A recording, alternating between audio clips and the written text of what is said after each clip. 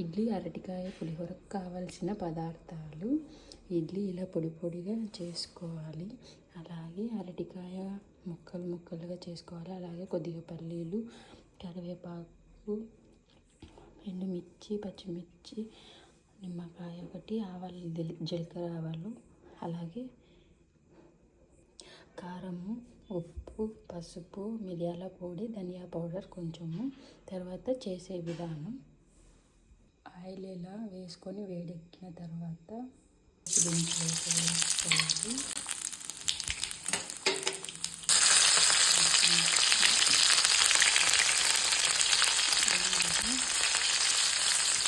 అరటికాయ ముక్కలు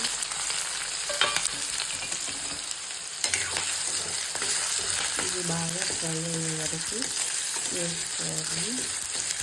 వేసుకున్న తర్వాత పల్లీలు ఇవి బాగా ఫ్రై చేసుకోవాలి.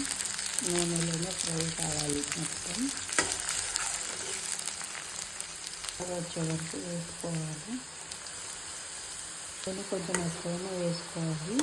ఇవి వేగిన తర్వాత పక్కకు తీసుకొని మళ్ళీ మనం వేరే తాలింపులో అయినా సరే వేసుకోవచ్చు. నూనె తక్కువ వేసుకున్నామంటే ఇవి అంతా ఒకటికొకటి అతుక్కొని ఇవి సరిగా వేయదండి, అంత టేస్ట్ ఉండదు. కాబట్టి నూనె కొంచెం ఎక్కువనే వేసుకోండి.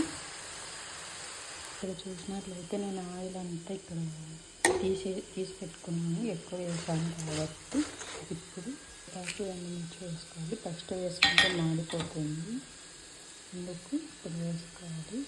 అలాగే ఉప్పు, పసుపు, కారం, ధనియా పౌడర్, మిరియా పౌడర్ అన్నీ ఇప్పుడు వేసుకోవాలి. కలుపుకోవాలి.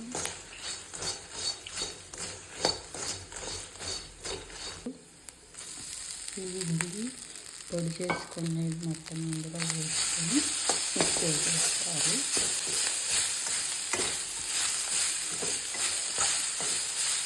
నిమ్మరసం పిండుకోవాలి. ఇది కూడా మీ ఆప్షన్, మీకు ఇష్టమైతేనే వేసుకోవచ్చు, లేకపోతే అవసరం లేదు.